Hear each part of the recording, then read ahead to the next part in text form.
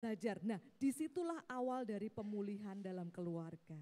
Kalau kita, aduh aku udah tahu, ngapain sih diajarin, itu susah untuk pulih. Tapi ketika ada, aduh aku nggak berdaya, aku perlu sesuatu dari luar untuk menolongku. Pertama anugerah Tuhan dan kemudian pertolongan dari support system ya, orang-orang yang ada. Itulah awal dari pemulihan. Jadi saya sangat bersyukur sekali untuk dan apresiasi untuk Bapak Ibu yang dan juga anak-anak yang hadir pada sore hari ini. Tepuk tangan dong buat semuanya. Oke. Nah, ini sengaja ya tepuk tangannya supaya banyak, supaya nanti kita nggak capek ya duduk ya. Karena ini 5 jam nanti kita akan duduk di sini ya mendengarkan ya. Boleh ya Bapak Ibu ya? Boleh. Oke, nah parenting di era digital. Nah ini kenapa kemarin kan judulnya tuh menjadi orang tua hebat. Kok nggak ada di situ ya? Nah, nanti akan saya terangkan kenapa nggak ada di sana. Karena ada sebabnya ternyata ya, itu judul yang bagus, tapi adanya nanti di belakang. Kita lihat satu persatu. Silakan selanjutnya. Oke, nah ini kok kecil sekali tapi nanti saya bantu bacakan. Sebelum kita beranjak lebih jauh, izinkan saya memberikan batasan supaya nanti waktu kita bicara atau mendengar itu kita sama persepsinya. Anak-anak tuh siapa sih? Usia berapa sih? Media itu apa sih? Nah ini ya izinkan saya ya Bapak Ibu membacakan ya. Anak-anak itu yang disebut anak-anak itu 0 sampai 9 tahun. Jadi kalau sudah 9 tahun masuk ke 10 itu disebutnya pra remaja. 10 sampai 12 tahun nih anak saya udah nggak mau lagi disebut anak-anak gitu ya. Sebutnya preteen gitu ya. Sebutnya preteen atau pra remaja. Kemudian ada remaja awal 13 sampai 15 tahun itu sudah masuk remaja awal. Di sini ada yang 13 sampai 15 tahun? Cie, udah remaja awal cie, bukan anak-anak lagi cie. Wah itu sebuah kebanggaan loh untuk anak-anak remaja karena mereka sudah bukan anak-anak lagi. Makanya orang tua juga nggak bisa memperlakukan mereka seperti anak-anak. Mereka adalah dewasa yang belum. Ah itu dia dewasa yang belum. Dewasa yang baru mau tumbuh. Nah kemudian remaja akhir itu 16 sampai 18 tahun, kemudian dewasa awal itu 19 sampai 21 tahun. Ya jadi kalau sebelum 19 itu masih di bawah otoritas orang tua, disebut anak, cuma jenjang penyebutannya tadi berbeda. Nah kemudian gadget atau gawai. Sebenarnya gadget atau gawai itu segala sesuatu device yang dilakukan untuk membantu urusan manusia. Kalkulator itu gadget atau bukan? Kalkulator itu sebenarnya gadget. Cuma di dalam pembahasan tentang parenting di dalam digital era atau era digital, maka biasanya yang disebut gadget itu adalah smartphone dan tablet. Nah, padahal komputer juga gadget, TV juga gadget, tapi yang biasanya yang disebutkan atau yang dirujuk itu adalah laptop lagi smartphone dengan tablet. Kenapa? Karena hanya iPhone dan tablet lah yang memiliki interaktivitas dan fleksibilitas paling tinggi. Kenapa ini penting? Sangat penting. Karena menggunakan gadget dengan komputer, dengan phone itu sangat berbeda. Anak-anak yang melihat komputer untuk belajar, mereka tidak bisa membawa komputer ke kamar mandi atau ke tempat tidur sambil dilihat gitu. Oh, bawa komputerku gitu. Gak bisa ya kan? Mereka selalu harus duduk ya kan di ruangan, di meja dan statis. Jadi mereka tidak punya otoritas terhadap gadget itu. Tetapi berbeda dengan smartphone dan juga tablet. Kalau tablet kita mau makan sambil lihat handphone, mau jalan juga sambil lihat handphone. Kemarin saya ada cerita dari satu ibu yang anaknya ini rajin banget di rumah. Dia melakukan segala pekerjaan rumah, hanya semuanya dilakukan dengan membawa gadget. Jadi cuci piring sambil nonton, nyapu sambil nonton, sehingga tidak ada satupun yang beres pekerjaan rumahnya. Terus ibunya pusing, kenapa? Kenapa mamanya pusing? Karena dia harus mengulang lagi, bahkan lebih parah. Karena cuci piring airnya sampai kemana-mana, nyapu kotorannya sampai kemana-mana karena persoalan si smartphone itu yang dia bisa bawa kemana-mana. Jadi kalau kita nanti menyebutkan gadget atau gawai, nah ini merujuk pada dua makhluk ini ya. Dua makhluk yang sudah saya kulikin selama 15 tahun, handphone atau smartphone dan juga tablet. Kemudian yang ketiga, media atau dunia digital. Nah ini adalah mencakup semua bentuk konten, teks, gambar, audio, video yang disajikan dikonsumsi menggunakan perangkat elektronik tadi atau gadget tadi dengan internet yang terhubung. Jadi kalau tidak terhubung dengan internet itu bukan media digital. Nah dulu Bapak Ibu masih ingat nggak ada yang namanya Game Watch? Tetris, itu kan Mario Bros atau apa dan sebagainya. Nah itu tidak terhubung dengan media digital, aman saja, nggak masalah itu. Kami punya satu kayak gitu ya, jadi buat main bersama sambil ngingat-ingat masa lalu. Apa namanya? Game Watch ya, Game Watch ya itu bukan. Tapi seketika dia terhubung dengan internet, nah itu seketika juga dia menjadi media digital yang di dalamnya kita nggak tahu. Ada jutaan orang yang tangan yang menggerakkan media itu. Nanti kita akan lihat seperti apa ya media digital. Kemudian screen time. Nah screen time itu adalah waktu yang digunakan untuk menatap layar yang terkoneksi dengan internet. Itu yang namanya screen time atau waktu layar. Jadi ada kan banyak ya artis-artis tuh kalau diwawancarai, aku sih kasih screen time anakku itu cuma sehari 1 kali 45 menit. Nah itu yang dimaksud screen time adalah waktu anak boleh menatap layar. Entah itu untuk hiburan, entah itu untuk sekolah dan sebagainya, itu disebut dengan screen time. Baik Bapak Ibu, sampai di sini dulu, mungkin ada pertanyaan tentang batasan-batasan ini? Aman Jaya? Bapak Ibu kalau misalnya terasa tengkuknya agak tegang karena begini terus panggungnya terlalu tinggi, saya turun nggak apa-apa ya? Nah, tandanya apa ya? Nanti lambaikan bendera putih atau bagaimana? Ya. Nanti mungkin kalau misalnya capek saya turun aja, Bu Esther mungkin kasih tahu saya ya, oke. Nah, semoga nggak capek ya Bapak Ibu ya. Tadi saya udah uji coba di situ soalnya. Wah lumayan juga nih. Ya capek ya Bu. Oke, nanti lambaikan bendera putih ya Bu kalau capek. Saya turun. Oke, silahkan selanjutnya. Nah,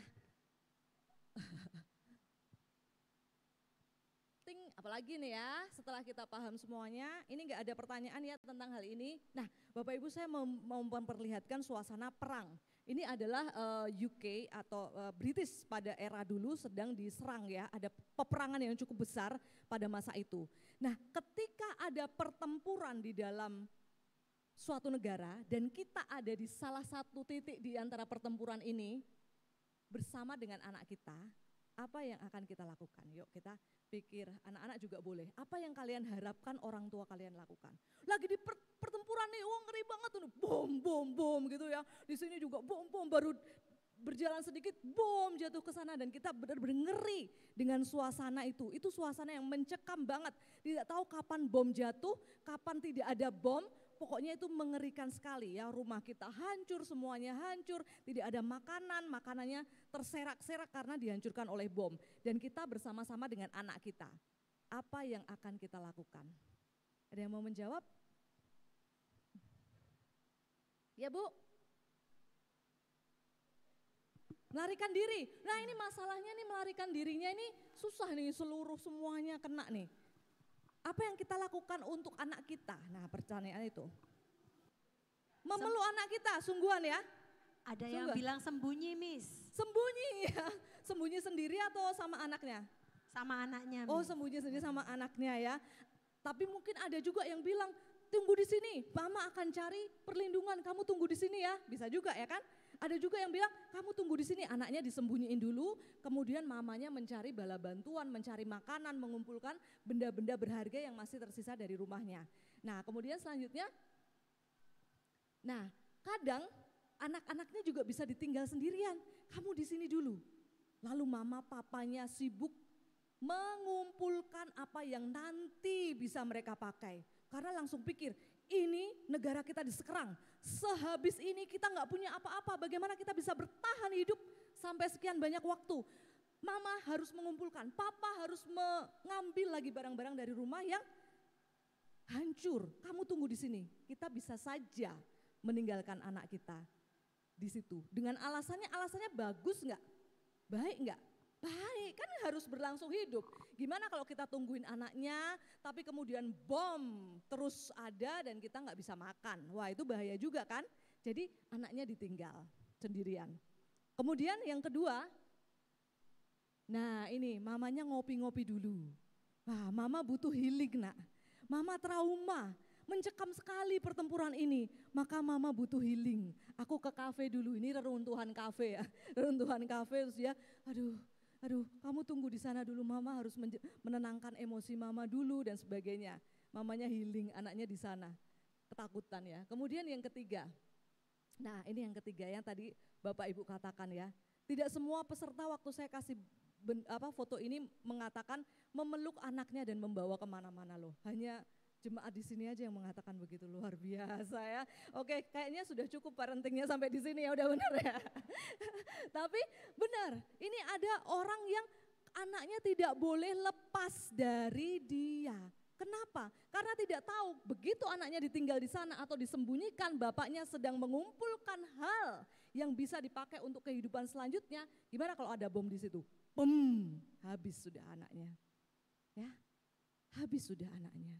Maka satu-satunya yang bisa dilakukan oleh orang tua dalam kondisi ini adalah merangkul anaknya. Hadir dekat dengan mereka dan tidak membiarkan anak-anak mereka digempur oleh bom-bom yang bisa datang sewaktu-waktu. Dan seperti ini juga gambaran anak-anak kita di dunia digital. Adik-adik itu, anak-anak kita yang ganteng-ganteng dan cantik-cantik cakep ini, loh kan, ya kan? Rambutnya, gayanya, yang ganteng-ganteng, cantik-cantik ini, mereka sedang diintip-intip oleh bom. Bom apa? Nggak kelihatan. Betul, seperti ini tadi. Kadang kita udah rasa aman, kayak nggak ada bom lagi deh. Nggak akan ada bom lagi deh ini. Ya kan? Ibu-ibu yang dan bapak-bapak yang ada di sini, aman kok, tinggalin dulu anak. Tidak Bapak Ibu. Dunia digital, ya, kejahatan digital, industri digital mengintip anak-anak kita dan mereka menyukai sekali anak-anak yang berada di dalamnya. Merekalah target dari tangan-tangan di balik pengelola digital itu, dunia digital itu. Nanti kita lihat kenapa dunia digital itu tidak netral. Di sana ada tangan-tangan yang menggerakkannya. Dan inilah pertempuran kita. Kita sedang ada di dalam pertempuran masif seluruh dunia. Ini apakah kata-katanya Bu Prima saja ya? Yang lain kok kayaknya aman-aman aja di seluruh dunia. 15 tahun Bapak Ibu saya ngomong tentang ini, sejak dulu adanya cuma Facebook dan Friendster. Itu sudah banyak sekali riset yang menyatakan betapa bahayanya anak-anak dicekam oleh dunia digital. Kalau waktu itu tuh dengan pornografi ya, pornografi. Karena waktu itu masuk Friendster, kemudian masuk Facebook, nah di situ mulai pornografi menggait anak-anak. Kemudian child trafficking, ya, perdagangan anak dan juga grooming, child grooming. Jadi anak-anaknya mereka punya rupa seperti anak-anak, ikut bermain bersama mereka di dunia digital padahal mereka adalah predator. Dan itu sudah diteliti dengan sangat masif pada tahun waktu munculnya Friendster dan Facebook 17 tahun yang lalu, 12 tahun yang lalu. Sampai sekarang kami masih terus ngomong tentang hal yang sama. Bahkan sekarang lebih masif. Sekarang kalau kita lihat riset tentang dunia media digital, semakin mengerikan. Dan kita ada di tengah-tengah pertempuran itu. Bapak, ibu, anak-anak, remaja, ya, eyang kakung, eyang putri, semuanya kita ada dalam pertempuran itu. Apakah kita mau hadir untuk anak-anak kita atau kita lihat tadi ya, tetap bekerja mengumpulkan harta supaya bisa makan. Pilihan yang sangat sulit. Tapi kita sudah tahu yang benar, Bapak Ibu tadi menjawab yang benar. Kita perlu hadir untuk mereka. Hadirnya kapan? Full atau sedikit-sedikit? Full. Kita perlu hadir full dalam kehidupan mereka. Nah, seperti apa itu hadir full? Nanti kita lihat bersama-sama. Silakan dilanjutkan lagi. Nah, Bapak Ibu kelihatan, kita baca bersama-sama ya. Dengan suara lantang 1, 2, 3. Di dalam gempuran senjata di medan perang, satu-satunya hal yang paling ingin kita lakukan bagi anak-anak kita adalah melindungi mereka, bukan? Bukan, melindungi mereka, bukan? Satu-satunya. Dan sekarang saya mau menyatakan ya dengan lebih tegas lagi bahwa anak-anak kita sedang ada di dalam gempuran dunia digital. Anak-anak kecil, anak-anak remaja, remaja akhir. Mereka sedang digempur Dan mungkin kita sendiri juga ikut tergempur karena tidak punya kuasa untuk melawan kontrol digital dalam hidup kita. Bagaimana dengan anak-anak kita? Kita aja sulit, ya kan? Begitu udah pegang phone, sulit sekali untuk berhenti, apalagi anak-anak. Ya, jadi ini sesuatu yang sangat penting dan sangat besar. We are in a battle. Kita sedang dalam pertempuran. Oke, boleh silakan selanjutnya. Nah, ini ya, menjadi orang tua hebat. Kenapa tidak bisa gitu ya? Waktu saya mau menuliskan, wah ini judulnya bagus banget nih, menjadi orang tua hebat.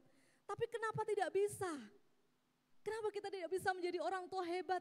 Atau bahkan bukannya tidak bisa, tapi tidak mungkin kita menjadi orang tua hebat di tengah kondisi seperti ini, manusia yang seperti ini. Tapi ternyata bukan hanya di tengah kondisi seperti ini aja kita nggak bisa jadi orang tua hebat. Sejak zaman perjanjian lama pun kita nggak bisa loh jadi orang tua hebat seorang diri. Nah kita lihat ya selanjutnya. Nah ini Roma 3 ayat 10. Aku mau anak-anak remajaku dong tolong dibacakan sama-sama ya ini ya. Sekelompok anak-anak remaja yang remaja tahun 60-an. Enggak usah ya Bapak Ibu ya, ini remaja masa kini ya, remaja tahun 70-an kami juga enggak usah ya. Oke silahkan 1, 2, 3.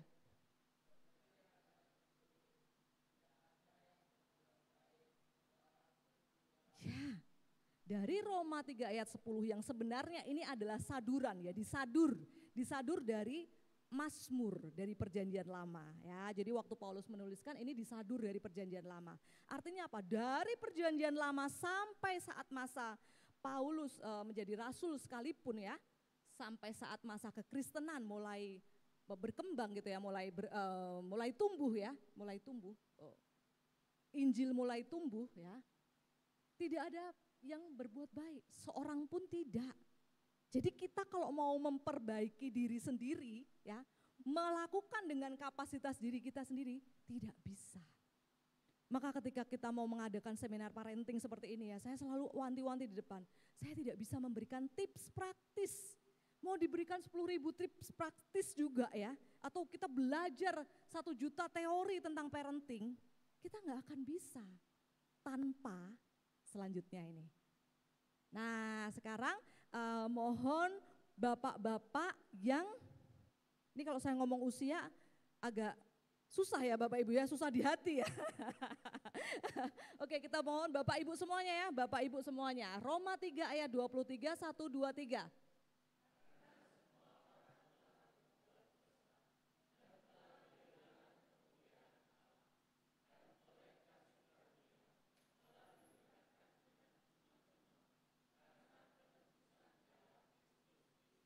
Yes, kita hanya bisa jadi hebat, dibenarkan hanya karena penebusan Yesus Kristus. Hanya karena kita mengerti bahwa Injillah satu-satunya yang sudah menyelesaikan semua masalah itu. Dan Injil itu menjadi cara kita melihat, cara kita berjalan, menjadi energi untuk kita menjadi orang tua, mengajar dan sebagainya. Energinya semuanya, cara pandangnya, pusatnya adalah pada penebusan dalam Kristus. Gak ada lagi yang lain. Tidak ada cara lain selain kita menghayati itu. Apa sih artinya penebusan dalam Kristus? Tadi di awal saya sudah sampaikan ya. Tanpa kita mengakui bahwa aku ini orang berdosa yang tidak mungkin selamat. Tapi aku ditebus oleh darah Kristus yang mahal, maka aku dimampukan untuk menjalani hidupku, menjadi orang tua, menjadi ayah, menjadi istri, menjadi kakek, menjadi nenek. Dimampukan, mampunya itu karena apa? Karena aku sudah ditebus dengan darah mahal itu.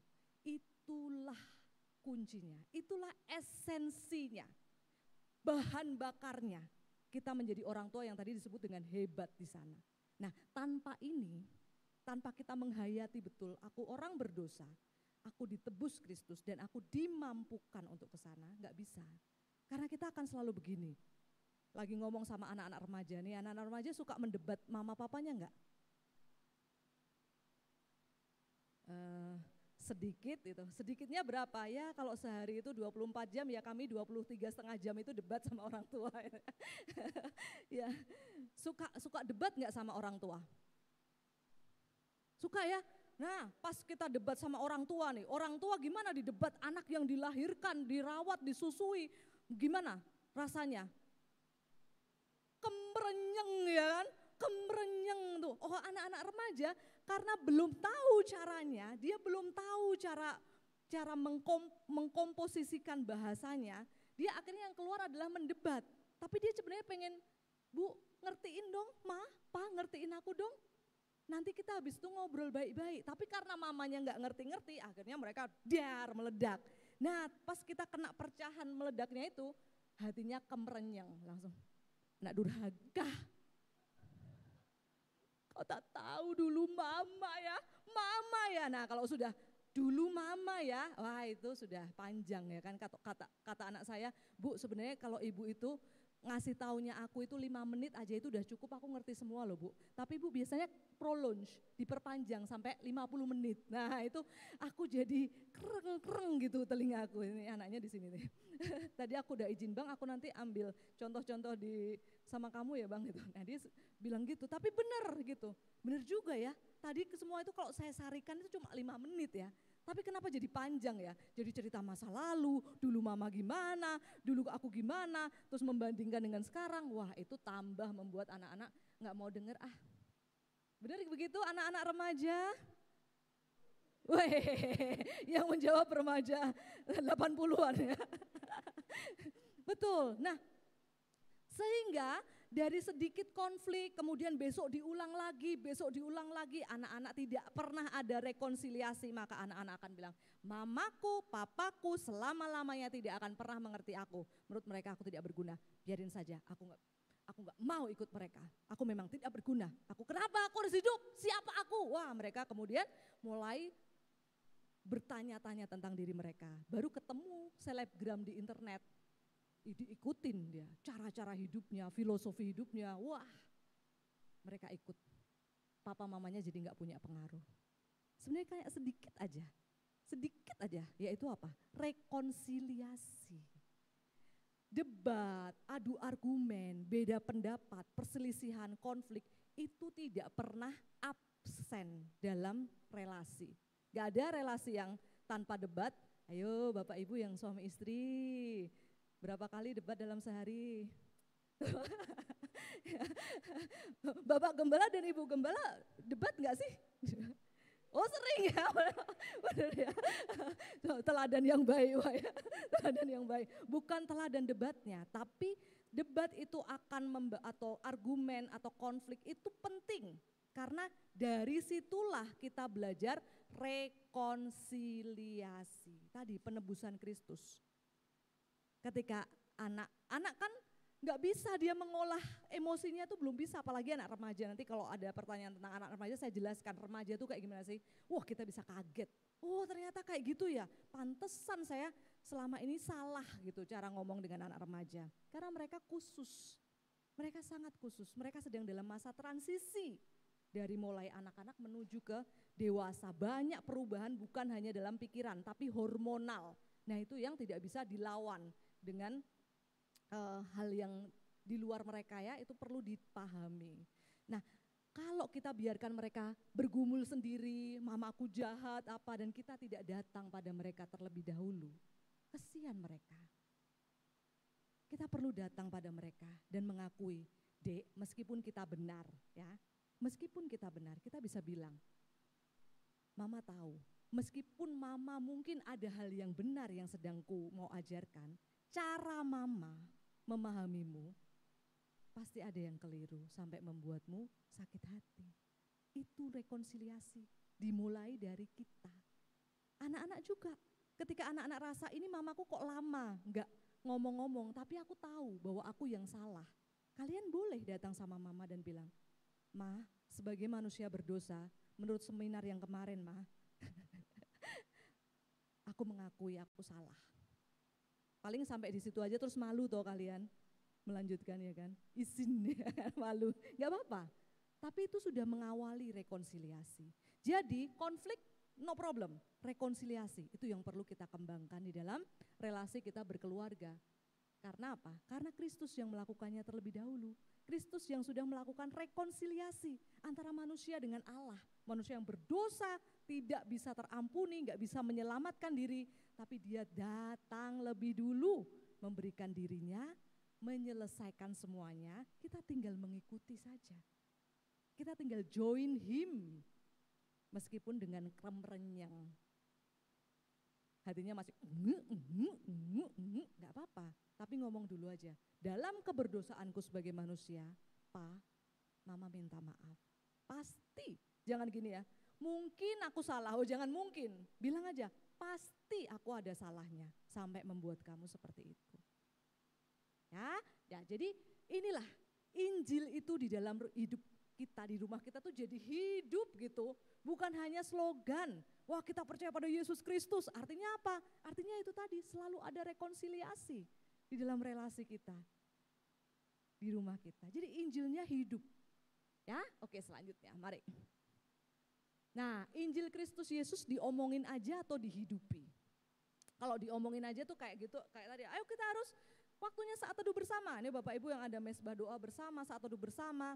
Itu penting, itu baik, itu namanya spiritual regimen ya, atau spiritual disiplin, itu bagus. Tapi kalau tidak ada Kristus dan Injilnya di dalamnya, maka itu cuma jadi rutinitas yang sama dengan makan, sama dengan mandi, dan sama dengan yang lainnya. Injil Kristus mesti hidup di sana. Selalu ada rekonsiliasi, selalu kita mengakui, nak, mama itu atau papa itu mengakui kalau aku susah untuk memahami kamu, tapi aku mau. Di dalam Kristus aku mau. Jadi help me ya, tolong aku ya. Anak-anak juga, iya Pak, iya Ma, aku juga pengen banget taat. Ya, anak-anak tuh tugasnya sama orang tua dua. Trust and obey. Apa trust itu? Percaya, obey, taat. Jadi percaya sama taat. Kalau orang tua kita di dalam Kristus, maka kita percaya itu pasti yang terbaik. Gak mungkin orang tua kita itu mau memberikan kalajengking kalau kita sedang meminta roti, ya kan? Gak mungkin. Pasti orang tua kita tuh tahu dan mikirin yang terbaik. Yang kedua adalah obey, taat. Nah, kalau orang tua tugasnya apa dua? Mengasihi dan melindungi. Aku mengasihi kamu, maka aku memberikan nyawaku untuk melindungi kamu apapun yang terjadi. Nah, kalau dua ini terus ada hadir di dalam rumah kita ya, melalui rekonsiliasi, nah keluarga kita jadi namanya apa ya, berlimpah gitu. Konflik terus hilang? Enggak mungkin, konflik itu enggak mungkin hilang ya. Apakah keluarga yang, misalnya saya belajar parenting 15 tahun Bapak Ibu ya, mengisi seminar lagi, apakah kemudian keluarga kami bebas konflik? Tambah banyak ya, tambah banyak gitu. Sama aja, kita sama-sama banyak konfliknya, tapi yang paling membuat kita hidup adalah rekonsiliasi. Kita saling mengakui dan berlutut di bawah kaki Kristus, dipulihkan bersama. Nanti kita lihat ke depan Tuhan menuntun sangat indah perjalanan keluarga ya. Jadi Injil Kristus di dalam rumah kita dihidupi, bukan hanya diomongi, tapi dihidupi. Oke, selanjutnya, saya agak cepat ya Bapak Ibu, supaya semua materinya seret. Nanti kita bisa tanya jawab. Nah, bagaimana Injil Kristus itu dihidupi? Yang pertama kita mengerti bahwa peran kita sebagai orang tua ini calling dan authority. Jadi kita punya authority, tapi ini juga calling. Kadang orang gini aja, otoritas nih orang tua, aku punya otoritas terhadapmu sebelum kamu 19 tahun, under 18 tahun, aku yang masih pegang kendali hidupmu, itu cuma otoritas. Tapi kita melupakan bahwa ini juga calling, panggilan. Zevanya, tadi mana Zevanya ya? Zevanya ditaruh di dalam keluarganya Bapak Ibu, ya.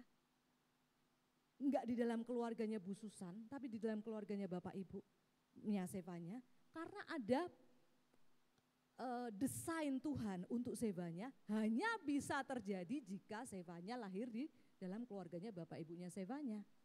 Itu. Jadi Bapak Ibunya Zevanya dipanggil untuk menjadi agen, menjadi teman sekerja Allah, mendidik Zevanya. Itu bukan kita sendiri. Bukan keinginan kita, kekuatan kita atau otoritas kita, bukan. Otoritasnya dikasih sama Tuhan. Bu Susan memimpin sebuah departemen, dia dikasih otoritas, tapi otoritasnya bukan punyanya Bu Susan sendiri, dikasih sama yang di atasnya lagi. Nah kita juga begitu. panggilan kita sebagai orang tua itu diberi sama Tuhan, ya, untuk mendidik si anak ini loh. Satu orang anak ini hanya bisa mengikuti panggilan Tuhan dan sesuai dengan desainnya Tuhan jika lahir di keluarga kita. Berat loh, itu panggilan yang besar loh Bapak Ibu.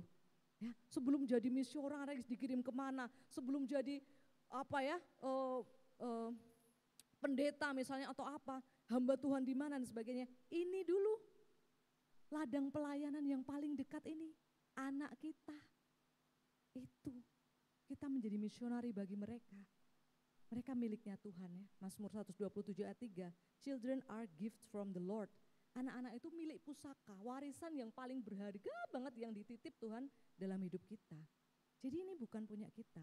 So kita selalu harus tanya sama otoritas yang ada di atas kita. Anak-anak juga perlu tahu, bapak ibu kalian, mama papa kalian itu bukan sembarangan terus lahir kalian gitu, terus sembarangan mendidik kalian, tidak. Mereka dipilih Tuhan. Dengan cara yang apapun Tuhan izinkan, Tuhan memilih mereka. Untuk melalui merekalah kamu akan dibentuk seperti rencana Tuhan. Ya, jadi pegang itu baik-baik. Ya, hormati, karena merekalah yang dipakai Tuhan untuk membentuk kita. Ya, bapak saya misalnya, bapak saya bukan seorang yang baik-baik. Makanya saya kemudian menekuni parenting karena saya lahir dalam keluarga yang bapaknya tidak baik-baik gitu. Dan saya bergumul dengan itu sangat lama.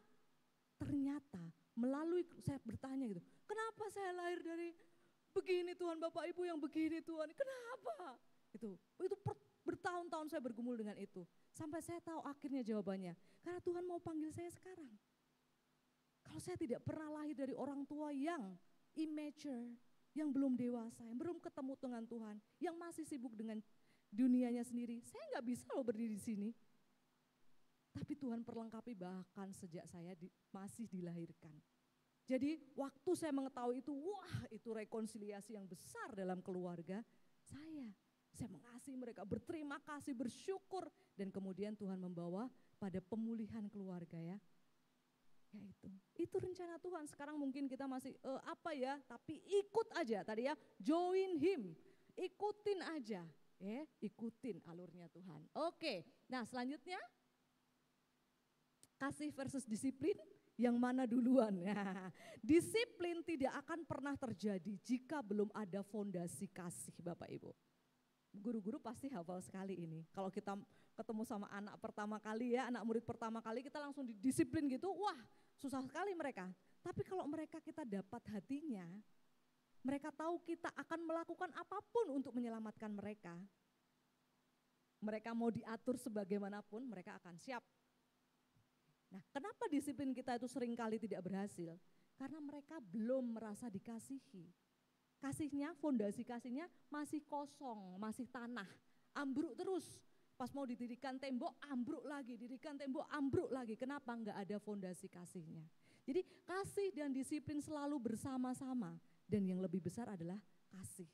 Yang mendasarinya adalah kasih. Jadi Bapak Ibu sekarang kalau ada, iya ya anakku kalau tak disiplin kok enggak bisa ya, enggak nurut ya. Kita refleksi lagi, sudahkah bahasa kasihku dia bisa terima? Jangan-jangan dia pakai bahasa Perancis, kita pakai bahasa Jawa. Enggak nyambung terus ya kan. Ngomong apa sih Bapak, aku enggak ngerti. Padahal kita ngomong kulo tresno panjenengan. Of street staff ya, kita enggak tahu artinya. Akhirnya enggak terjadi. Kasihnya kita udah rasa beri semua, dia enggak menerima satupun. Bahaya ya. Jadi kita perlu bertanya, how can I love you? Ada lagunya ya, how can I not love you? Oh beda itu ya. How can I love you itu apa yang bisa kulakukan untuk mengasihimu? Caranya apa sih? Nah itu bisa diomongin sama anak-anak. Kita suka main high five sama anak saya, main high five. 5 hal yang membuatmu merasa dikasihi. Nah mereka bisa ngomong tuh.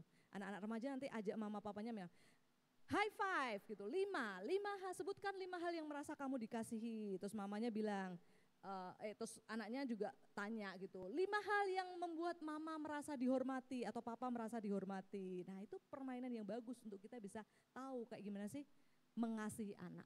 Baik, selanjutnya identitas diri ya. Identitas diri ini penting. Ketika kita berada di dunia digital atau di dunia saat ini ya, di mana prestasi selebgram yang tinggi itu kalau followernya tinggi ya. Di sini ada adik-adik yang pakai Instagram? Ada ya? Nggak boleh ya, nggak boleh sama mamanya ya.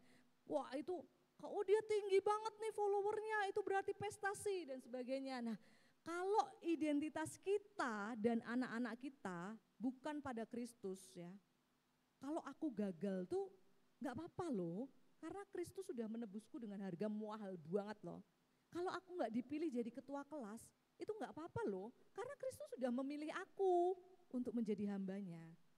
Ya, kalau aku nggak punya follower, nggak apa-apa juga loh. Kristus sudah bilang Immanuel sejak di abad awal-awal abad Masehi. Dia bilang Immanuel, Tuhan menyertai kamu. Dia jadi followermu, ya kan? Bukannya Kristus jadi follower ya, tapi dia akan mengikutimu kemana, menyertaimu kemana engkau pergi. Jadi kalau identitas itu kuat dalam diri kita, maka ukuran-ukuran yang dibuat dunia itu makin sirna.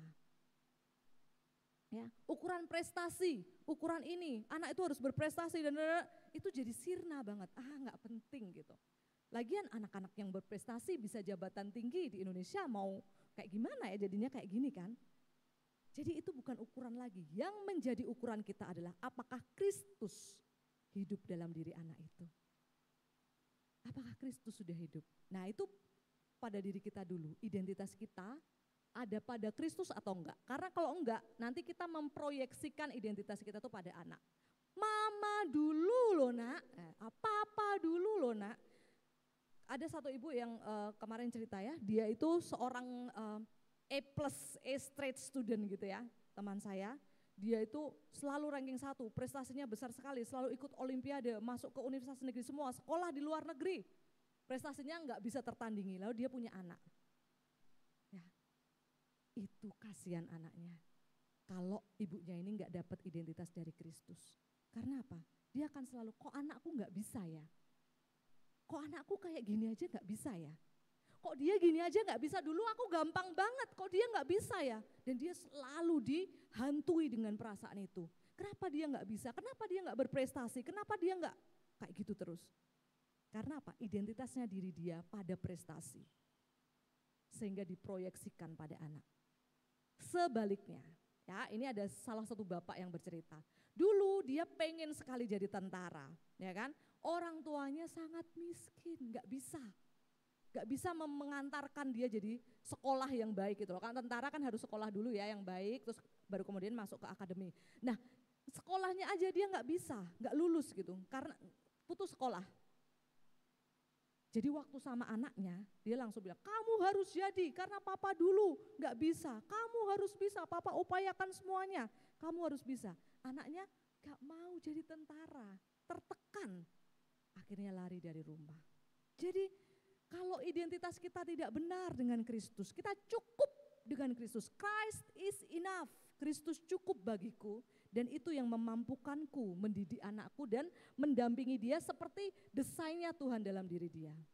Makanya kalau sama anak-anak itu kadang-kadang begini, Bu bisa nggak tes mencari bakat anak gitu ya.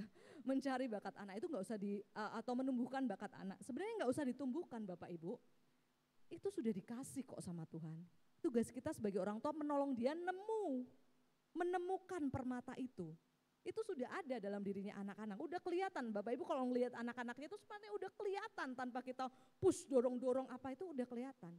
Tugas kita lah mendorong dia ketemu. Karena dalam masa remaja kayak gini nih, anak saya, anak-anak remaja ini kan, ini masih pengen kesana kesini kan. Nah tugas kita ngarahin, kalau di sana nanti begini nih, tapi aku tetap mau kesana, nggak apa-apa silakan, kita dampingi. Nah tugas kita tuh gitu, membuat area supaya mereka aman, tapi juga mengarahkan ini yang benar. Nanti kalau di sana mereka ketemu lubang, terjatuh, mereka akan tahu, oh iya bukan ini ya Ma, bukan ini ya Pak. Mereka balik, waktu balik kita nggak gini, syukurin, ya kan? Waktu itu Papa sudah bilang, ya suka gitu nggak Bapak Ibu? Kan sudah dibilang, ya itu kalau sudah, saya sering ya kayak gini ya, sering nggak Bang, Ibu? Sering ya? Seringnya sehari paling 17 kali ya. Kan sudah dibilangin. Nah kalau sudah keluarkan sudah dibilanginnya, anak akan jadi takut. Tapi kalau oke, ayo kita mulai lagi, nggak apa-apa, yuk. Ya, jangan merasa terburu-buru, waktunya itu sesuai dengan Tuhan ya. Jadi waktunya ada di tangan Tuhan, kita nggak usah memburu-buru diri kita dan anak kita ya. Catatan juga untuk saya dan suami nih. Karena ini untuk kita semua ya Bapak Ibu ya. Oke, selanjutnya Bapak Ibu. Ya, menyembah Tuhan palsu. Wah, ini di dalam dunia digital sangat-sangat mungkin terjadi. Setiap manusia, setiap anak kita itu adalah penyembah. Adik-adik remaja kalian menyembah apa? Kok Bapak Ibunya yang jawab ya? Adik-adik remaja apa yang disembah? Anak kita itu penyembah, setiap manusia itu penyembah. Masalahnya apa yang disembah gitu kan?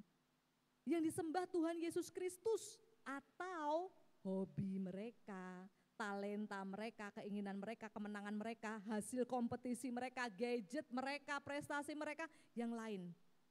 Talenta mereka ya. Kita perlu terus-menerus mengingatkan diri kita dan anak-anak kita bahwa satu-satunya yang layak mendapatkan pujian dan sembah kita adalah Yesus Kristus. Itulah idola kita satu-satunya. Dan yang lain, kalau hati kita masih kayak ketarik-tarik ke sana, nih adik-adik remaja juga, aku kalau enggak menyelesaikan, ada anak dari teman saya mengatakan, dia kalau sehari enggak menyelesaikan Duolingo itu kan bagus ya, media belajar sebenarnya ya. Duolingo itu untuk belajar bahasa itu loh Bapak Ibu, kuis, dia ngerjain kuis. Nah tapi terus lama-lama kuis itu meminta dia, ayo kamu jangan lupa hari ini kamu belum mengerjakan, kerjakan lagi supaya poinmu tidak hangus gitu kan. Nah hari itu dia diajak ngapain, diajak ibadah, diajak apa, nggak mau dia. Karena dia mau mengerjakan Duolingo supaya nggak hangus poinnya. Nah di situ kita udah tahu, anak kita hatinya sudah menyembah pada hal yang lain.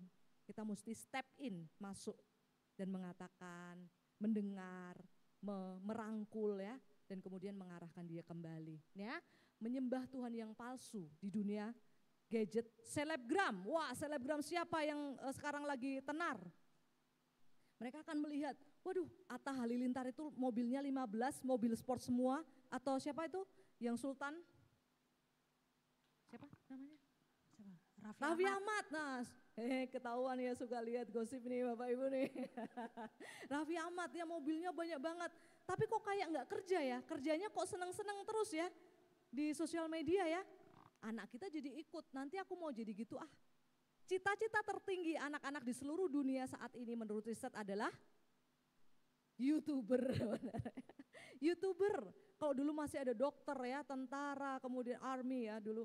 Kemudian guru dan sebagainya, guru itu kecil banget. Bapak Ibu tolong ya doakan anak-anak kita supaya ada yang jadi guru. Kita sangat perlu sekali guru. Guru itu misionaris yang paling di garda depan. Kita perlu sangat mendoakan dan bersyukur untuk para guru ya. Tapi gak ada yang mau jadi guru anak-anak kita ya. Ya sehingga yuk kita mulai lihat siapa yang disembah di dalam keluarga kita. Bu Esther apakah sudah waktunya? Saya dikasih tahu ya Bu ya kalau ada waktunya. Ini soalnya kalau kayak gini bisa 4 jam, 5 jam. Oke, silahkan Bapak Ibu, Bapak atau Ibu ya. Ya, dan exposure ya. Ada namanya rule of exposure. Di rumah kita siapa sih tokoh yang paling kita expose? Itu yang akan menentukan anak kita akan menjadi apa dan mengikut siapa.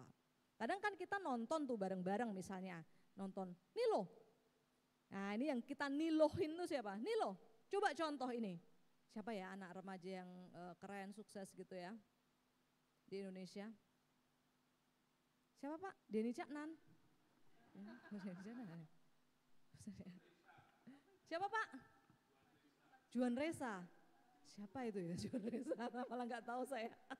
Ya misalnya ada satu tokoh yang kita idolakan. Nih loh, masih kecil udah jadi entrepreneur gitu. Kamu gimana sekarang gitu? Kamu ngapain gitu? Main gadget melulu. Nah, siapa yang kita expose terus di rumah kita itu yang menentukan siapa yang hidup dan anak-anak kita itu akan mengenal siapa.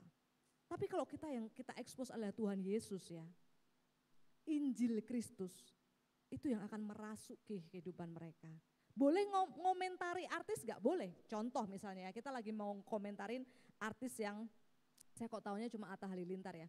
Oke, Atta Halilintar gitu. Coba lihat, Atta Halilintar itu masih muda, sukses. Ya, sukses sekali. Memang ada orang dunia yang tidak kenal Tuhan, tapi mereka bisa sukses. Tapi kamu tahu enggak, kesuksesan yang sejati untuk anak-anak Kristus apa? Ketika kita melakukan kehendak-Nya. Itu juga yang Tuhan Yesus katakan waktu sama orang-orang Farisi, waktu sama murid-muridnya. Apa yang kau lakukan? Aku tugasku adalah melakukan kehendak Bapakku. Itu suksesmu, nak. Nah, yang kita expose dalam pembicaraan kita itu siapa? Meskipun kita lagi ngomongin artis, meskipun kita lagi ngomongin prestasi, kita lagi ngomongin game misalnya, PS5, kita ngomongin Xbox, kita ngomongin banyak hal yang anak-anak kita di sekitar anak-anak kita, tapi siapa yang kita expose pada akhirnya? Pembicaraan kita terakhir itu muaranya pada siapa? Itu yang akan menjadi melingkupi anak-anak kita, membentuk identitas mereka. Ya, nih exposure di keluarga kita itu siapa dan apa. Selanjutnya, nah ini dia Bapak Ibu, saya terangkan sedikit Gen Z ya, kan ada di judulnya itu parenting Gen Z. Gen Z itu sebenarnya siapa? Nah Bapak Ibu, sebenarnya Gen A, Gen Z, Gen A, Gen Z, Gen X, Gen Y, Gen Baby Boomer dan sebagainya, itu adalah label yang diberikan oleh industri. Oleh industri, supaya kita mudah memproduksi dan kemudian mencocokkan ya produk-produk itu dengan gen ini. Apakah orang yang lahir, manusia yang lahir pada generasi baby boomer itu beda manusia dengan yang lahir di generasi sekarang? Manusianya kan sama, enggak beda. Yang beda apanya Bapak Ibu? Ya? Zamannya, betul, yang beda itu lingkungannya. Manusianya itu sama. Nah, karena lingkungannya itu berbeda, lingkungannya mempengaruhi generasi itu sehingga generasinya muncul dengan karakteristik yang berbeda. Tapi manusianya sendiri itu tidak berbeda.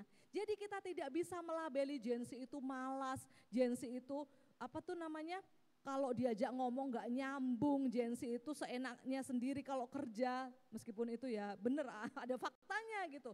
Tetapi itu akibat dia terekspos lebih banyak oleh lingkungan daripada oleh keluarganya yang menanamkan nilai-nilai yang berbeda dengan lingkungan itu.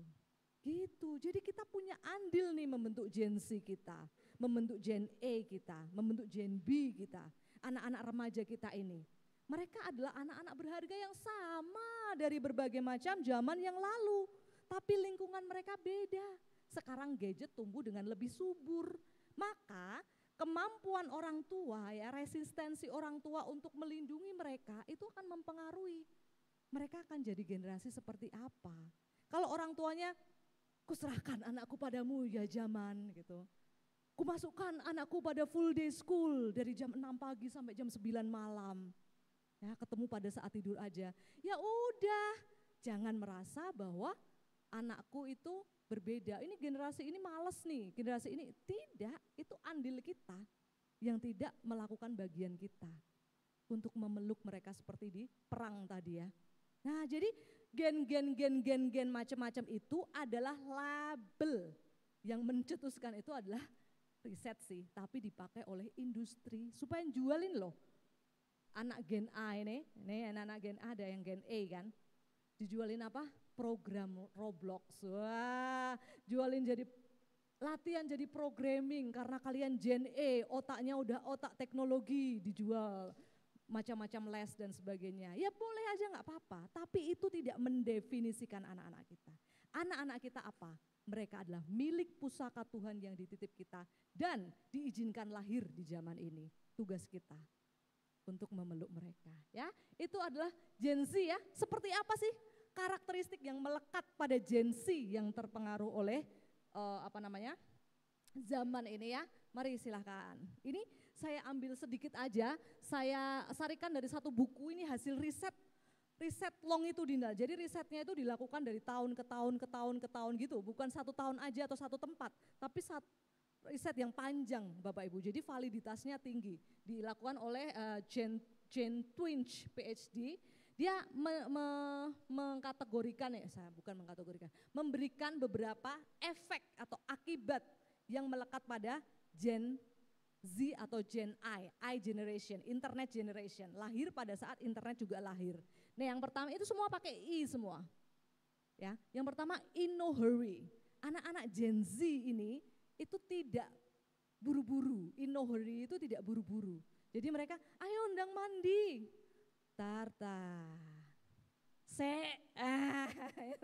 kalau udah gitu tuh kayak kita mau dung gitu ya. Sungut mama itu udah mau keluar gitu, tanduknya mau keluar ya. In no hurry, ayo belajar supaya kamu bisa lebih cepat ngerjain PR-nya. Ya itu kan, in no hurry, lebih lambat. Lebih gak pengen buru-buru, lebih gak pengen lulus kuliah ngapain sih, capek juga kerja ya kan. Udah kuliah aja yang lama, menikmati dana dari orang tua ya kan. Nah ini no hurry ya. Yang kedua internet, hidup mereka tidak pernah lepas dari internet. Internet terus terkoneksi terus sama internet. Bapak Ibu saya bangga sekali, saya lirik adik-adik dari tadi itu. Gak ada yang pegang handphone loh. Luar biasa loh. Kita kasih tepuk tangan dong Bapak Ibu. Sungguh hormat. Tepuk tangan. Saya bangga sekali. Selama bertahun-tahun ya, saya dengan suami kami dari gereja ke gereja. Selama bertahun-tahun ya, hanya 2 gereja dan ini salah satunya yang anak-anaknya tidak memegang gadget ketika di dalam gereja. Luar biasa. Tapi habis itu ya, habis ini balas dendam gitu ya sampai malam ya. Luar biasa. Nah, karena mereka adalah generasi yang lahir di era internet. Kita, saya ngomong kita kan ada yang muda juga ya. Lahir di 2 dunia. Kita mengalami zaman internet belum ada. TV masih hitam putih semutan gitu ya. Ada semutnya banyak titik-titik gitu. Nah, sekarang kita masuk ke meraba-raba dunia internetnya. Kita di 2 dunia, tapi anak-anak kita nggak ngerti TV hitam putih itu, nggak ngerti panggung sandiwara. Anak-anak mereka nggak tahu, taunya internet. Nah, connected selalu hidupnya dengan internet ya. Kemudian kedua, in person no more. Susah banget kalau disuruh ketemu langsung gitu. Enaknya ya keluar Jawanya. Enaknya itu chat, pakai chat. Benar ya, chat. Kemudian bahkan ada yang sangat menikmati diskusi dengan ChatGPT. Ayo siapa yang diskusi dengan ChatGPT? Bapak ibunya juga ya jangan-jangan ya.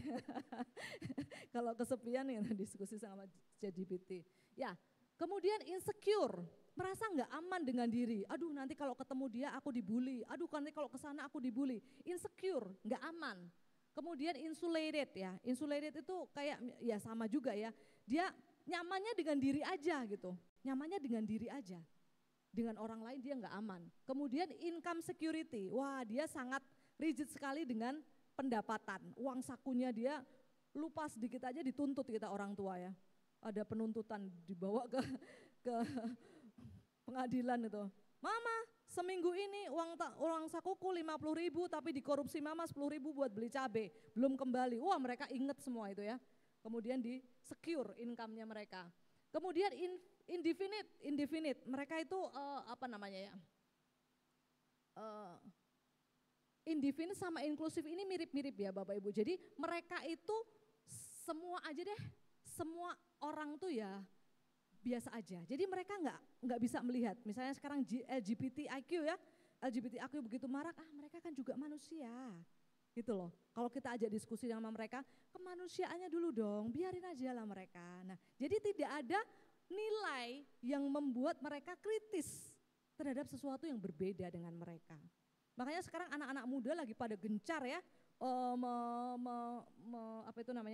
mengekspos nilai-nilai perjuangan bangsa, para selebgram anak-anak muda yang pinter-pinter itu ya, bukan yang cuma goyang-goyang TikTok, bukan. Tapi yang pinter-pinter itu mereka membuat channel-channel untuk mengekspos. Baca buku, baca Tan Malaka, baca ini, baca itu, baca ini. Dikasih sama mereka supaya anak-anak kita pinter.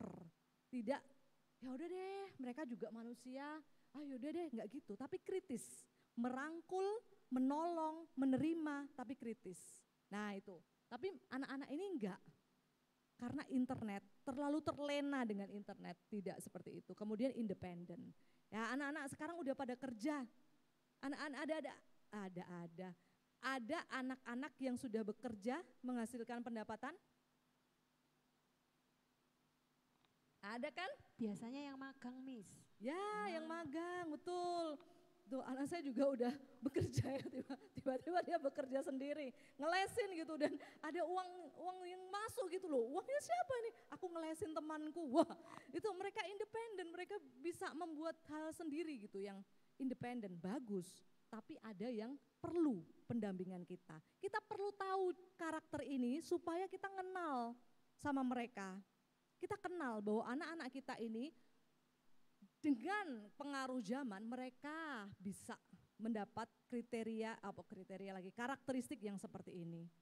Ya, jadi kita nggak bisa dulu lagi. Sekarang izinkan papa mama menyelamimu dan memahamimu sebagai anak-anak generasi internet atau Gen Z. Tapi tetap kamu adalah anak pusaka Tuhan yang dititipkan. Kamu paling berharga. Kamu tidak didefinisikan oleh hasil riset dan juga industri. Tapi aku pengen mengenali efek zaman dalam hidupmu. Nah, itu attitude kita sebagai orang tua kepada mereka. Anak-anak juga boleh ngomong sama orang tua ya. Boleh ngomong, "Pa, Ma, aku nih hidup dalam dunia internet. Aku nggak tahu apa rasanya hidup tanpa internet di zamannya papa mama. Jadi mau nggak belajar, mau nggak mendampingi aku dalam mengeksplor internet supaya aku aman." Nah, dengarkan juga mereka. Oke, kita lanjutkan Bapak Ibu. Nah, untuk berada di digital parenting ini, di dunia digital parenting ini, kita perlu satu prinsip ini yang tidak bisa diputus ya. Kita perlu merasa nggak rela kalau anak kita digempur sama dunia digital tanpa ampun. Tapi kita juga perlu hadir di sana. Kalau kita merasa, aku nggak merasa apa-apa, baik-baik aja anakku, dia main handphone, main gadget, dia berada di dunia digital, main TikTokan juga nggak pengaruh, sekolahnya tetap bagus. Nah, kalau kita merasa kayak gitu, nah ini nggak berlaku. Tapi kalau kita merasa, wah anakku dalam bahaya nih, aku nggak rela dia digempur sama dunia digital, maka aku akan berusaha hadir. Nah, ini berlaku. Bapak Ibu yang mana? Yang rela atau yang tidak rela? Tidak rela. Kita tidak rela. Saya berdoa supaya kita semuanya tidak rela. Anak kita digempur dunia digital habis-habisan tanpa mereka bisa melawan. Mana bisa mereka melawan? Dunia digital begitu mengasihkan. Coba kalau sekarang kasih tahu anak-anak ya, nak nggak usah sekolah, 1 hari main internet aja. Suka nggak mereka? Suka banget. Itu begitu menyenangkan buat mereka. 1 titik mereka udah terkunci ya, hormon dopamin sudah keluar, maka selanjutnya dia akan terus mencari, sampai akhirnya ketagihan. Itu yang terjadi dengan dunia digital untuk anak-anak. Yuk kita lanjutkan. Apa yang bisa membuat kita tidak rela? Saya tidak rela. Selanjutnya, ya, media atau medium digital itu tidak netral Bapak Ibu. Ada satu film yang namanya judulnya Social Dilemma. Social Media Dilemma atau Social Dilemma Pak?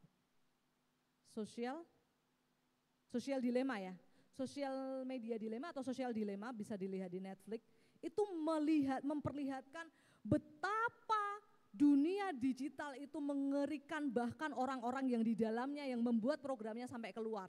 Karena itu kan artificial intelligence ya. Mereka mencerdaskan dirinya sendiri dan kemudian tambah cerdas terus gitu. Sampai yang di dalam menyaksikan bahwa ini mengerikan. Anak-anak nggak bisa, maka orangnya dari dalam keluar sendiri-sendiri. Karena melihat begitu bahayanya. Nah, sejak tahun 1950-an ya, banyak peneliti sudah meneliti tentang media. Media tidak ada yang netral. AI, ChatGPT itu kan netral ya, kita bisa ngetik apa aja, keluarnya apa aja. Gak bisa, di balik ChatGPT ada industri yang mengikat kita untuk terus-menerus pakai. Sampai nantinya waktu kita dikasih charge 1 miliar pun kita akan berusaha mencari uang itu untuk membayarnya karena sudah terlalu terikat. Nah, di balik media ada industri, di balik media ada ideologi filsafat dunia yang mau dicemplungkan ke anak-anak kita? Rela enggak kita? Kalau YouTube kan siapa aja bisa. Bapak Ibu ini disiarkan di internet enggak? Masuk YouTube ya, oke. Kalau misalnya aku jadi harus menyebutnya dengan cukup bijaksana ya. Kalau kita pakai media tertentu gitu, misalnya platform sosial media tertentu, pakai ini kan aman aja, ini kan pendidikan anak, nggak masalah lah kita pakai untuk anak. Free lagi. Apa yang terjadi di balik free? Ketika anak kita tergantung, lalu kita ambil, lalu dia bilang, papa mau jahat akhirnya kita mau bayar, ya kan? Kita terikat memberikan diri kepada mereka. Jadi media tidak ada yang netral ya Bapak Ibu, tidak ada yang netral. Industri di sana, ideologi di sana, filosofi dunia di sana, kita perlu sangat hati-hati. Next. Ya, tumbuh kembang anak adalah desain Tuhan yang harus kita hormati. Anak-anak remaja belum waktunya, apalagi anak-anak yang kecil, berada di dunia digital sendirian. Belum waktunya di belahan dunia manapun, di negara maju, mereka punya rules. Anak-anak dari kecil ya, 0 sampai 9 tahun tidak boleh menyentuh gawai yang berhubungan dengan internet. Baru mereka usia sekolah ya, middle school, baru mereka boleh, itu pun komputer, bukan handphone. Handphone baru bisa diberikan umur 16 sampai 18 tahun, tergantung kesiapan anak. Nah, di Indonesia kita tidak ada kebijakan itu, orang tua juga bingung gimana. Tapi anak-anak yang di bawah usia 16 tahun belum bisa menavigasi dirinya sendiri di dunia internet yang begitu luas dan bahaya ledakan bom yang kapan saja bisa mencederai mereka. Tiba-tiba baru nonton Koko, nah ini merek ini, Koko Watermelon atau acara yang lain, tiba-tiba bisa muncul porn di sana, tiba-tiba bisa muncul teror, bisa muncul yang lain yang membuat anak ketakutan atau bahkan mungkin kecanduan gitu. Nah, kita nggak bisa anak-anak kita sendirian, kita perlu hadir mendampingi mereka, kita perlu tahu mana yang boleh, mana yang tidak boleh. Oke, selanjutnya ini sebenarnya adalah tabel. Kan ada pertanyaan pasti, usia berapa boleh, batasnya berapa dan sebagainya. Bapak Ibu, saya tidak mengajarkan tips seperti itu, Bapak Ibu nanti bisa copy sendiri, ini sudah saya rangkum selama bertahun-tahun, bisa diambil sendiri. Tapi yang prinsip dari yang mau saya sampaikan adalah dunia digital itu tidak untuk anak-anak. Sosial media bukan untuk anak-anak ya, 0 sampai 9 tahun, kemudian 9 sampai 12 tahun, remaja, pra-remaja, tidak untuk mereka. Itu bukan dunia mereka sama sekali. Kalau terpaksa kita harus terpapar, misalnya harus nonton YouTube, harus bersama dengan orang tua, didampingi, dipilihkan channelnya. Ya, tapi 0 tahun sampai usia TK, screen itu tidak ada pengaruhnya, tidak ada pengaruh baiknya, tidak ada keuntungannya sama sekali. Tapi anak saya belajar A, B, C, D, E, F, G lebih cepat dengan screen. Dia juga bisa belajar dengan diajarin gurunya. Jadi sosial media ini enggak menambahkan apapun, cuma mengurangi tugasnya orang tua atau guru. Jadi enggak ada yang lebih baik, percayalah, tidak ada efek yang lebih baik. Yang jauh lebih baik adalah interaksi dengan orang tua dan guru. Ya, oke, selanjutnya ini enggak kelihatan ya, nanti bisa diberikan materinya. Riset menunjukkan bahwa media digital tidak diperlukan bagi anak-anak. Tidak diperlukan, tidak perlu. Tapi kan mereka bisa belajar banyak hal dari buku. Buku bisa.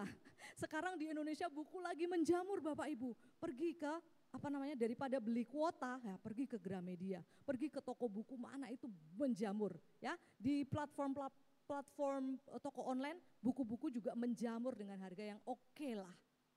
Jadi beli buku. Lah mereka perlu cari informasi, beli buku. Biarkan anak membuka lembar demi lembar, menghayati kata demi kata, mendalami, menyelami. Bukankah itu pelajaran yang mereka perlukan di usia mereka? Mereka akan jadi manusia yang dalam, merasa, reflektif, ya. Bukan manusia yang cepet-cepet dikejar-kejar terus ganti. Akhirnya apa? Kalau kerja males ya kan? Baru kerja dapat seminggu atasannya rewel, males Itu karena akibat itu tadi, terlalu cepat internet itu berganti informasi. Oke, selanjutnya Bapak Ibu, ini kita cepat ya, kita cepat aja, lanjut lagi. Nah, saya tidak rela. Tadi alasan saya tidak rela, maka saya akan hadir. Bagaimana kita bisa hadir? Silakan. Ya, lanjutkan. Nah, ini kehadiran. Selanjutnya. Selanjutnya lagi aja terus menerus. Ya, yang mereka butuhkan adalah unconditional love.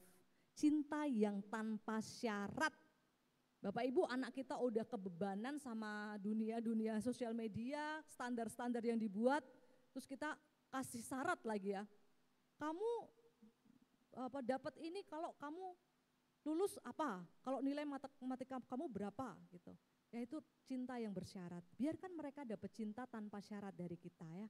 Cinta tanpa syarat itu akan melandasi disiplin yang kita buat. Kemudian lanjutkan lagi. Ya.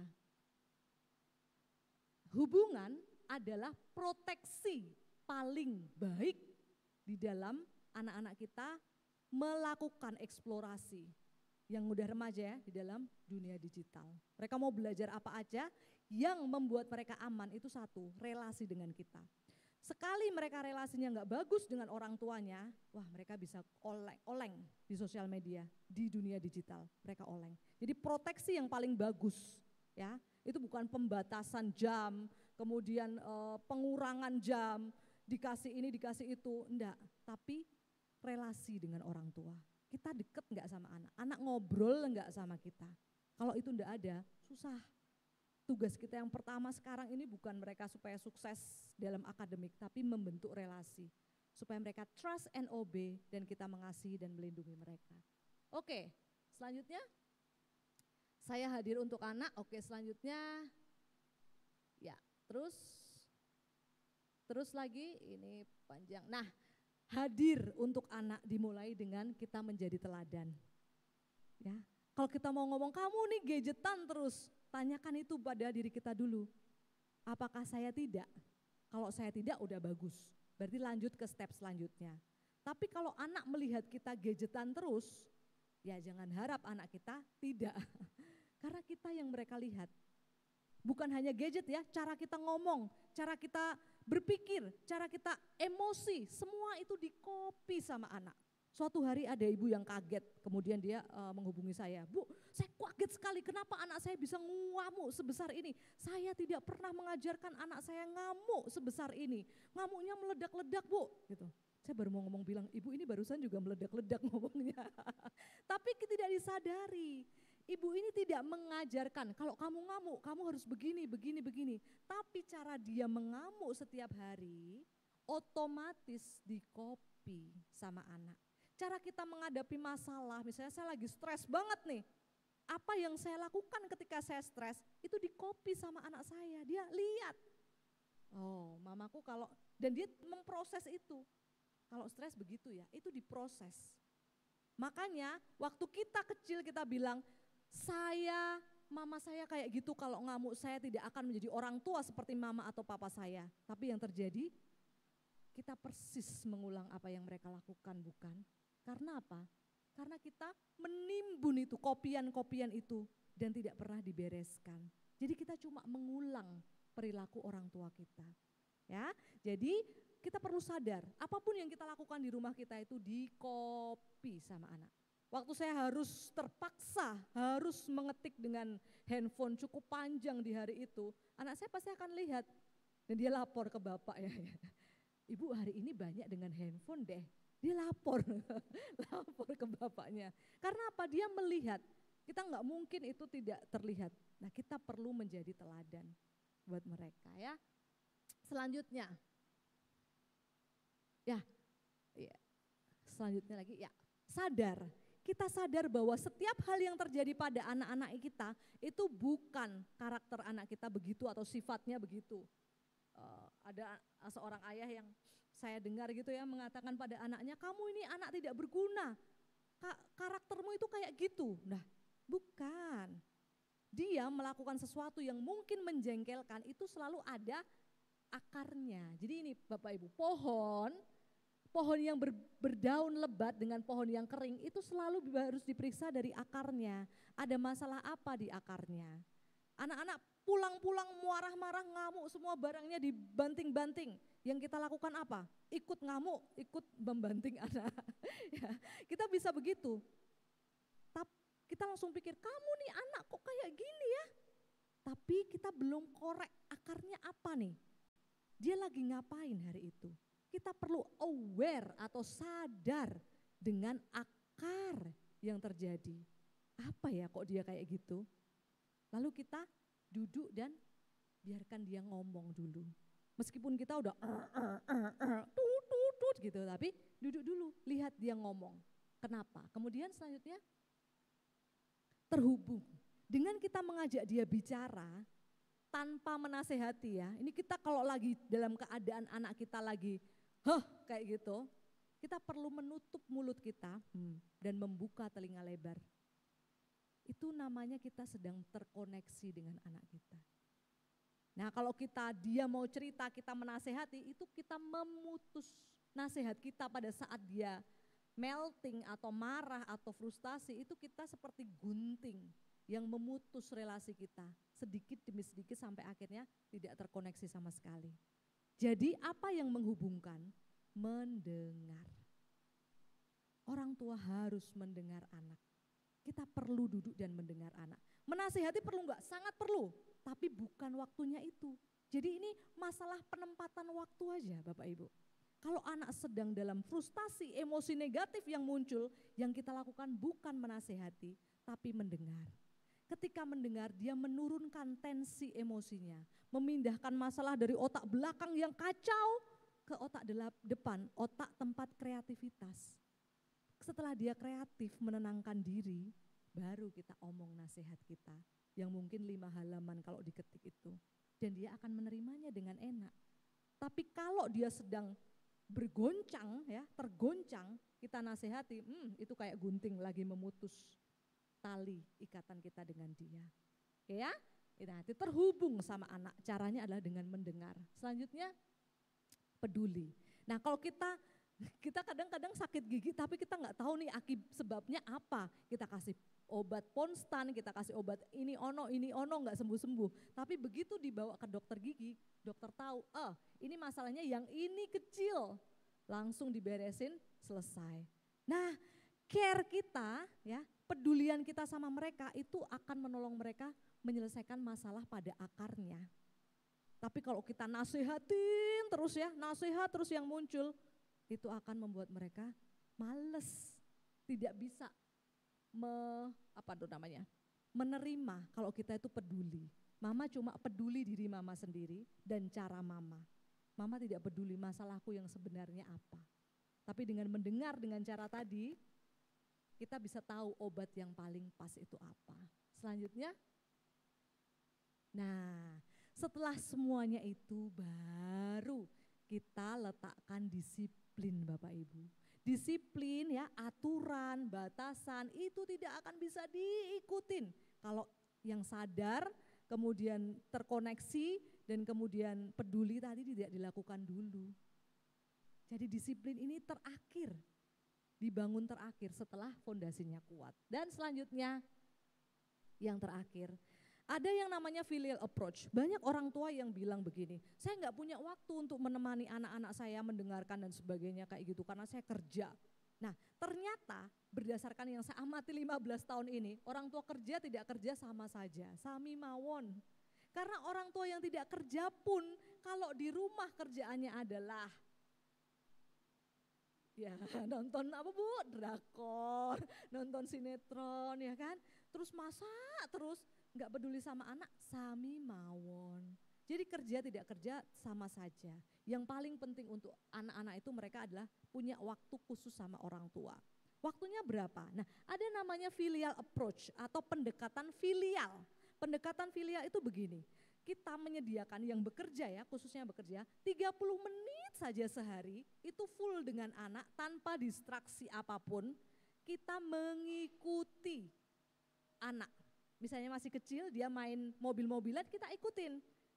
Mobilnya naik Pak, mobilnya naik, mobilnya turun Pak, iya mobilnya turun, kita ikutin. Ngeng nabrak Pak, wah ya mobilnya nabrak. Nah kita mengikuti dia, memberi ruang untuk dia tuh diterima dan terkoneksi gitu. Anak-anak remaja juga, mah aku tuh pengen loh nanti aku jadi itu loh namanya desainer, aku main jadi desainer. Alah kamu ini ngaco kamu itu, jadi itu cita-cita yang bagus gitu loh, dokter apa kok desainer itu piye, nanti makan apa, sekarang ini dunia udah bisa pakai apa namanya GPT, pakai Canva, ngapain jadi desainer, misalnya kayak gitu. Kita jangan 30 menit untuk mendengar, tapi kalau saya nggak setuju gimana? Enggak apa-apa, nanti nggak setujunya nanti. Tapi 30 menit itu untuk mendengar, itu full. Kita dengar mereka, wow desainer, nggak pernah terpikir oleh mama itu ya. Terusin dong ceritanya, coba terusin. Nah ikutin terus, ikutin 30 menit. Itu cukup buat mereka merasa, mamaku, papaku menerimaku apa adanya. Kalau sudah kayak gitu, dia terbuka hatinya. Waktu kita mau memberikan pilihan, nasihat, dorongan, arahan, mereka jadi, ya juga ya Ma, gitu. Nah itulah Bapak Ibu ya, jadi satu-satunya yang paling besar ya, perlindungan paling besar untuk anak-anak kita di era digital adalah relasi. Yuk, apakah, tapi relasi saya sudah nggak bagus dengan anak-anak kita. Injil sudah menyelesaikan, kita tinggal mengikuti, selalu ada harapan. Jadi silahkan, selamat berelasi, selamat menikmati keluarga di dalam Injil Kristus. Terima kasih Bu Esther. Kita beri aplaus untuk Ibu Prima. Ini masuk sesi tanya jawab, Miss. Boleh silahkan. Mau dijawab di atas, di bawah? Di bawah boleh ya, oke. Miss Prima mau minum dulu. Boleh, terima kasih.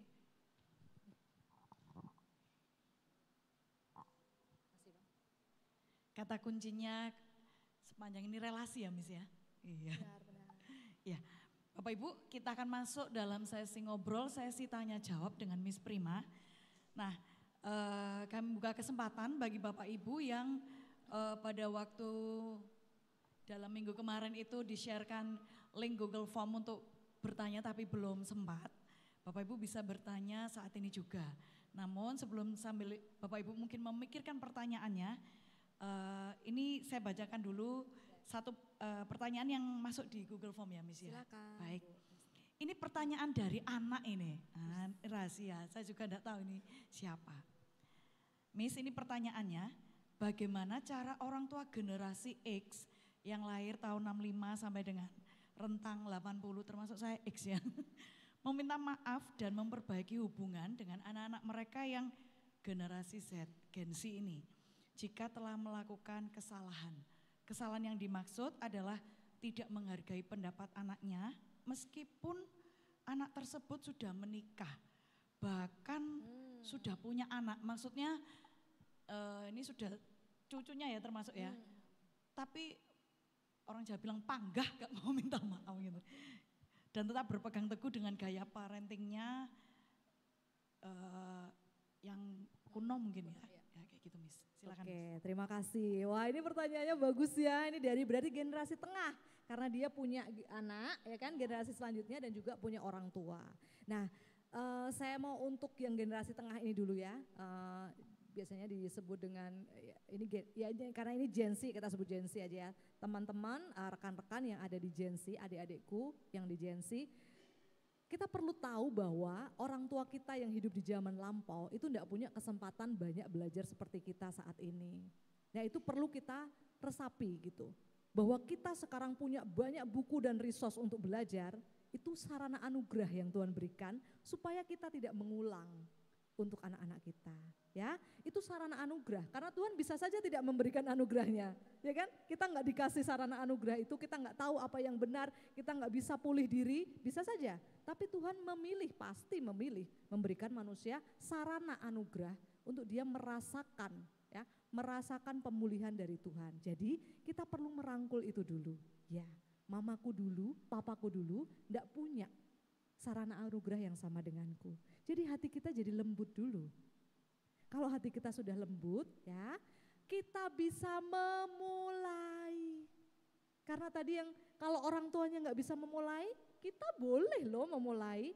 Karena orang tua kita itu enggak mau memulai, mungkin bukan karena dia tidak mau, tapi tidak tahu. Karena perspektifnya udah kebentuk di sini. Kalau kacamata untuk melihat tuh kacamatanya udah nempel jadi mata. Jadi mau dilepas itu susah. Maka yang perlu kita lakukan adalah mendekati dan menyatakan kepada mereka. Waktu papa mama ngomong kayak gini, yang kurasakan itu begini. Waktu papa mama kayak gini, itu menimbulkan luka bagiku gini. Tapi saya paham karena papa mama tidak belajar waktu itu. Itu yang papa mama tahu dan saya sudah memaafkan. Ya, kalau kita berani ambil langkah untuk mengawali, saya yakin sekali ada pemulihan dalam relasi itu. Papa mama itu pasti tidak memikirkan, dia akan ambil waktu untuk merenungkan. Kalau Tuhan beranugerah pada papa mama, hatinya akan digerakkan dan kemudian meminta maaf juga. Nah itu untuk yang di tengah ya, Gen Z. Kalau ada di sini yang penanya Gen Z, mari kita melakukan itu. Kami juga, mungkin teman-teman Gen X juga melakukan itu juga gitu. Karena nggak ada cara lain, kita mau mengharapkan, kok nggak minta maaf sih, nggak bisa. Orang tua kita nggak tahu, cara paradigma berpikirnya juga tidak sama. Nah sekarang untuk yang orang tuanya Gen X berarti ya, orang tua saya, ya orang tua Gen X mari. Saudara, saudara sejawat, saudara sejawat ya, Gen X saudara sejawat, ya. Kalau ada di antara kita yang sekarang hari ini mendengar ya, betapa kita itu bisa melukai anak-anak kita. Karena di Efesus juga dikatakan ya, hei bapak-bapak, jangan lukai, apa Pak? Jangan membangkitkan amarah. Nah, membangkitkan amarah itu diterjemahkan di bahasa Indonesia jadi amarah. Tapi sebenarnya kalau dalam bahasa aslinya itu adalah anger karena luka hati gitu. Anger karena luka hati, luka banget gitu, hatinya terluka banget. Nah karena nggak ada bahasa yang pas, maka menjadinya itu amarah gitu. Katanya dipakainya LAI adalah amarah. Nah kita bisa berpotensi melukai anak-anak kita. Kenapa? Karena kita manusia berdosa. Manusia yang juga terluka yang mungkin belum pulih dari generasi orang tua kita yang baby boomer dulu ya kan. Yang orang tua di zaman perang, yang keras dan sebagainya. Kita terluka oleh mereka tapi kita nggak merasa, nah kita langsung turunkan aja pada anak-anak kita. Maka teman-teman, Bapak Ibu Saudaraku selevel generasi X, kita perlu menyadari kita bisa begitu. Maka sebelum anak-anak kita tanya, baiklah sekali waktu kita bisa ngomong sama mereka. Nah, mama pasti pernah pernah berbuat salah sama kamu. Papa pasti, bukan mungkin ya, bukan mungkin. Karena pasti pernah melukai kamu.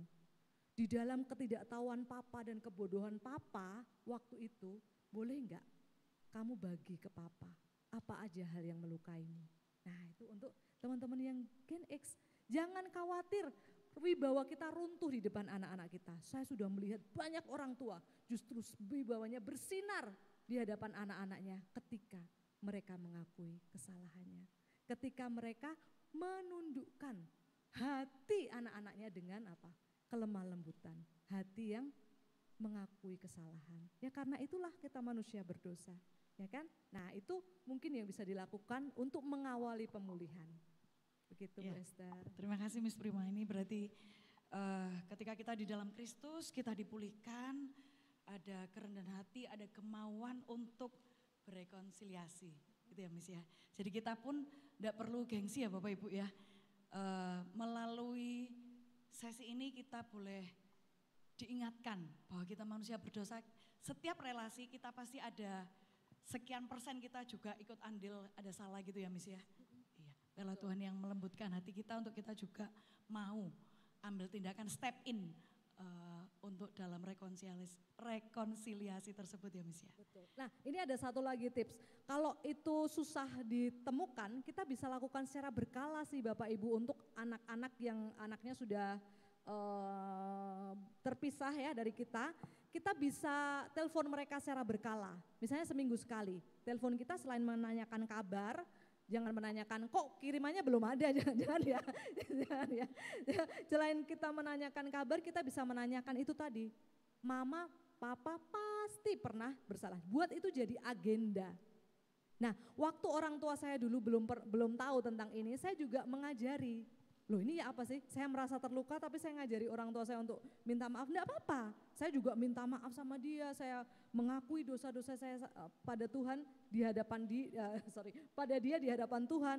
Tapi saya juga ngajarin kalau ibu juga bisa minta maaf sama saya. Caranya telepon saya setiap minggu sekali. Terus tanyain, ibu pasti pernah buat salah juga sama kamu. Boleh enggak ibu tahu salahnya apa? Saya ajarin. Dan itu perlu nggak apa-apa, kita nggak perlu gengsi. Lama-lama terbiasa sekarang, bukan hanya setiap minggu, setiap hari. Itu karena nggak ada teman sih, karena sudah usia lanjut ya nggak ada teman, jadi setiap hari. Tapi karena setiap minggu ditanya gitu, dia jadi senang gitu. Bebannya dia, rasa yang selama ini mungkin menghantui dia, merasa bersalah itu luruh. Karena setiap kali dia begitu, saya bisa jawab. Ya, dulu saya selalu diatur, saya pengennya jadi seniman, tapi saya selalu disuruh sekolah terus. Oh gitu ya, ternyata gitu ya. Saya ajarin juga cara jawabnya. Nanti kalau saya ngomong jawabannya, jangan dinasehati. Ibu bilang, oh gitu ya, gitu aja, oke. Nah itu dia latihan terus, sampai sekarang jadi terbiasa. Oh gitu ya, gitu. Tapi sekarang pindah ke cucunya. Jadi kalau telepon ke cucunya, kenapa kok kamu gini? Gitu ya. Tapi enggak apa-apa, terus latihan. Ya itu aja Miss, tips praktisnya. Ya thank you Miss Prima. Teman saya ada yang ngalami kayak gitu. Waktu itu kami webinar diberi solusi, kalau memang anak belum memiliki keberanian, itu bisa juga salah satunya dia berdamai dulu dengan dirinya dengan nulis gitu ya Miss ya? Ya bisa. Aku mengampuni, aku terluka dengan, maksudnya jujur di hadapan Tuhan melalui journaling kayak gitu ya. Betul bisa. Iya. Bisa Miss. gitu. Ya kalau kita belum mampu nggak apa-apa ya, Bapak Ibu jangan merasa aku harus, belum. Kalau kita memang belum siap nggak apa-apa, karena God's time is God's time. Waktunya Tuhan adalah waktunya Tuhan, kita pasti didorong ke sana. Kalau pasti akan ada dorongan kita ke sana. Tapi kalau kita merasa nggak sanggup, aku belum sanggup ngomong sama mamaku soal ini, nggak apa-apa. Take your time, take it easy gitu. Slow, biarin Tuhan aja yang mimpin. Nanti tiba-tiba dalam percakapan di dapur atau di pasar lagi ngobrol sama mamanya, celetuk gitu. Nah udah itu adalah God's moment, momennya Tuhan yang nggak bisa kita hindari. Itu ya, jadi biarkan Tuhan yang pimpin. Kita nggak usah mengagendakan kalau kita sendiri belum siap. Nah journaling itu juga bagus sekali ya untuk menolong kita. Thank you Miss Prima. Kita lempar dulu ya Miss Prima ya, mungkin dari Bapak Ibu atau anak-anak remaja yang mau mengajukan pertanyaan. Ada? Boleh. Bagus nih kalau ada yang dari remaja nih ya. Wah, abang mau bertanya? Jangan malu-malu, mumpung kita di sini loh. Langsung kasih mic-nya Langsung aja. kasih mic. Langsung kasih mic.